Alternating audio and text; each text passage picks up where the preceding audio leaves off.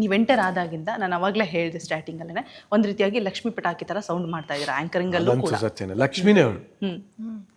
So ಹೇಗೆ ನೀವು ಅವರ ಸೋಲು ಗೆಲುವು ಕಷ್ಟ ಸುಖ ಎಲ್ಲದರಲ್ಲೂ ಕೂಡ ಜೊತೆಯಾಗಿದ್ದೀರಾ, ಹೇಗಿತ್ತು ಆ ಕಂಪ್ಲೀಟ್ ಜರ್ನಿ? ಅದೇ ನಾನು ಮುಂಚೆನೇ ಹೇಳ್ದಂಗೆ ಇವನು ಮದುವೆ ಆಗೋಕ್ಕಿಂತ ಮುಂಚೆನೇ ಒಂದು ಡಿಸಿಷನ್ ತಗೊಂಡ್ಬಿಟ್ಟಿದ್ದ. ಏನು ಮದುವೆ ಆದಾಗ ನನ್ನ ಹೆಂಡತಿ ಮನೆಗೆ ಬಂದ್ಮೇಲೆ ಅವಳಿಗೆ ಇದು ಕಮ್ಮಿ ಇರಬಾರ್ದು, ಇದು ಹೆಚ್ಚಿರಬಾರ್ದು, ಆ ಥರ ಏನೂ ಇಲ್ವೇ ಇಲ್ಲ. ಏನಾದರೂ ಹೆಚ್ಚೇ ಮಾಡಬೇಕೆ ಹೊರತು ಕಮ್ಮಿ ಮಾಡಬಾರ್ದು ಅನ್ನೋ ಉದ್ದೇಶ ತುಂಬ ಇತ್ತು. ಓಕೆ. ಸೊ ಫಸ್ಟ್ ಚಿಕ್ಕ ಮನೆಯಲ್ಲಿದ್ದ.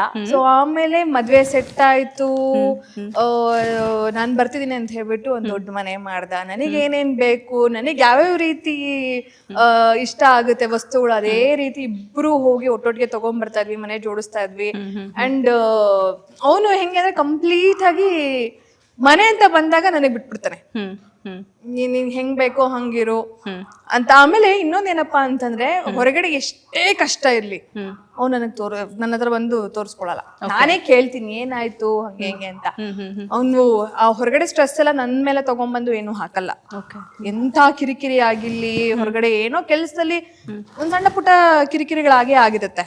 ಸೊ ಅದು ಬಂದ್ಬಿಟ್ಟು ಕೆಲವ್ರು ಏನ್ ಮಾಡ್ತಾರೆ ಅಂತಂದ್ರೆ ಹೊರಗಡೆ ಇರೋ ಸ್ಟ್ರೆಸ್ ಎಲ್ಲ ತಗೊಂಬಂದ್ ಮನೆ ಒಳಗೆ ಎತ್ತಾಕ್ತಾರೆ. ಬಟ್ ಆ ತರ ಯಾವತ್ತೂ ಇಲ್ಲ.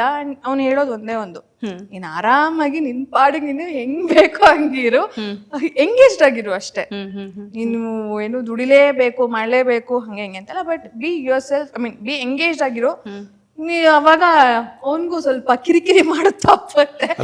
ಹೋಗಿ ಅವ್ರು ನೆಮ್ಮದಿ ಕೆಲಸ ಮಾಡ್ಕೊಂಡ್ ಬರ್ಬೋದು. ಅದೇನ್ ಗೊತ್ತಾ, it is there is a proverb, idle mind is a devil's workshop ಅಂತ. ಅಂದರೆ ನನ್ನ ಹೆಂಡತಿ ಅಂತಲ್ಲ, ಯಾರೇ ಆಗಿರಲಿ ಖಾಲಿ ಕೂತಿಯಾರೆ ಅಂದರೆ ಅವ್ರಿಗೆ ಬ್ಯಾಡದೇ ಇರೋದೆಲ್ಲ ತಲೆಗೆ ಬರ್ತಾ ಇರುತ್ತೆ. ಆಮೇಲೆ ಇವತ್ತಿನ ಈ ಒಂದು ಜೆನ್ಜಿ ಯುಗ ಅಥವಾ ಇವತ್ತಿನ ಸೋಷಿಯಲ್ ಮೀಡಿಯಾ ಯುಗ ಹೆಂಗಿದೆ ಅಂದರೆ 1000 ಕಡೆ 1000 ಏನೇನೋ ನಡೀತಾ ಇರುತ್ತೆ. ಸೊ ನಾವು ಬ್ಯುಸಿ ಇದ್ದಾಗ ಅದಕ್ಕೆಲ್ಲ ತಲೆ ಹೋಗಲ್ಲ. ಖಾಲಿ ಕೂತಾಗ ಏನಾಗುತ್ತೆ, ನೋಡಿದ್ದೆಲ್ಲ ಹೌದಲ್ವಾ, ನಮ್ಮಲ್ಲಿ ಇದು ಯಾಕೆ ಆಗ್ತಲ್ಲ, ನಮ್ಮಲ್ಲಿ ಇದು ಹೆಂಗಿದೆ ಅದು ಹೆಂಗಿದೆ, ಬ್ಯಾಡ್ದ ಡಿಸ್ಟರ್ಬೆನ್ಸ್ಗಳಿರುತ್ತೆ. ಸೊ ಆ ಕಿರಿಕಿರಿ ಆಮೇಲೆ ನಂದು ನೋಡೋಕ್ಕೆ ಆಚೆ ಕಡೆಯಿಂದ ತುಂಬ ಕಲರ್ಫುಲ್ ಒಂದು ಫೀಲ್ಡ್, ಬಟ್ ಒಳಗೆ ಇಳಿದಾಗಲೇ ಗೊತ್ತಾಗುತ್ತೆ ನಮ್ಗೆ ಯಾವ ಹಬ್ಬ ಹರಿದಿನ ಇದ್ದಾಗ ಸ್ಪೆಷಲ್ ಶೋ ಇರುತ್ತೆ, ಎಲ್ಲೂ ಇರಲ್ಲ. ಟೈಮ್ ಅಂತ ಬಂದರೆ 24 ಗಂಟೆ 48 ಗಂಟೆ ಎಲ್ಲ ನಿಂತಿರೋದುಂಟು. ಶೋ ಮುಗಿಸ್ಕೊಂಬಂದ್ರೆ ಒಂದ್ಸಲಿ 3 ದಿನ ಎಲ್ಲ ಕಾಲು ನೋವು ಬಂದು ರೆಸ್ಟ್ ತೊಗೊಂಡಿರೋದಿದೆ. ಸೊ ಅದು ನೋಡೋಕೆ ಚೆನ್ನಾಗಿ ಕಾಣುತ್ತೆ. ಬಟ್ ಅಫ್ಕೋರ್ಸ್ ನನಗೆ ಕಷ್ಟ ಅಂತ ಹೇಳ್ತಾ ಇಲ್ಲ, ಯಾಕಂದ್ರೆ ನಾನು ಇಷ್ಟಪಟ್ಟು ಆಯ್ಕೆ ಮಾಡ್ಕೊಂಡಿರೋಂಥ ಫೀಲ್ಡ್ ಇದು.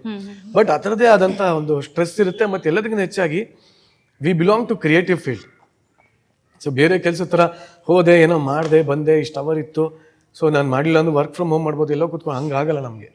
V have to be presentable. ಮನಃಶುದ್ಧಿ ಮತ್ತು ಆಚೆ ಅಂತರಂಗ ಶುದ್ಧಿ ಬಹಿರಂಗ ಶುದ್ಧಿ ಎರಡೂ ಇರ್ಬೇಕು ನಮಗೆ. ಅಂತರಂಗ ಸೌಂದರ್ಯ ಬಹಿರಂಗ ಸೌಂದರ್ಯ ಎರಡೂ. ಒಳಗಡೆ ಚೆನ್ನಾಗಿದ್ದಾಗ ಮೈಂಡ್ ವರ್ಕ್ ಆಗ್ತಾ ಇರುತ್ತೆ. ನಾನು ಏನೋ ಸ್ಟೇಜ್ ಮೇಲೆ ಮಾತಾಡ್ಬೇಕಾದ್ರೆ ಕ್ರಿಯೇಟಿವ್ ಆಗಿ ಏನೋ ಹೊಳಿತಾ ಇರುತ್ತೆ. ಆಮೇಲೆ ಆಚೆಯಿಂದ ಸ್ಟ್ರೆಸ್ ತೋರಿಸ್ಕೊಳಂಗಿಲ್ಲ ನಾನು, ಯಾಕಂದರೆ ಮುಖನೂ ಚೆನ್ನಾಗಿ ಕಾಣಬೇಕಾಗತ್ತೆ. ಇಷ್ಟೆಲ್ಲ ನಮ್ಮದೇ ಕ್ಲಾಸ್ಗಳಿದ್ದಾಗ ಮನೆಗೆ ಹೋದಾಗ ಅಟ್ಲೀಸ್ಟ್ ನೆಮ್ಮದಿಯಾಗಿದ್ದರೆ, ಸೊ ಆಚೆ ಕಡೆ ಏನೇ ಕಷ್ಟ ಇದ್ದು ಏನೇ ಕಷ್ಟಪಟ್ಕೊಂಡು ಬಂದರೂ ಮನೆಗೆ ಬಂದಾಗ ಒಂಥರ ನೆಮ್ಮದಿ ಅನಿಸುತ್ತೆ. ಸೊ ಮನೆ ನೆಮ್ಮದಿ ಮನಃಶಾಂತಿ ಹಾಳಾಗಬಾರ್ದು ಅಂದರೆ ಅದು ಮನೇಲಿರೋರಿಂದ ಮಾತ್ರ ಸಾಧ್ಯ.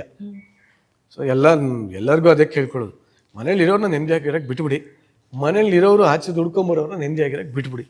ಇಬ್ಬರು ಒಬ್ಬರನ್ನೊಬ್ಬರು ನೆಮ್ಮದಿಯಾಗಿರೋಕ್ಕೆ ಬಿಟ್ಬಿಟ್ರೆ ನೆಮ್ಮದಿಯಾಗಿರೋ ಜೀವನ ನಿಮ್ದಾಗುತ್ತೆ. Okay, super. ಕರೆಕ್ಟಾಗಿ ಹೇಳಿದ್ನಾ? ಕರೆಕ್ಟಾಗಿ, ತುಂಬ ಕರೆಕ್ಟಾಗಿ.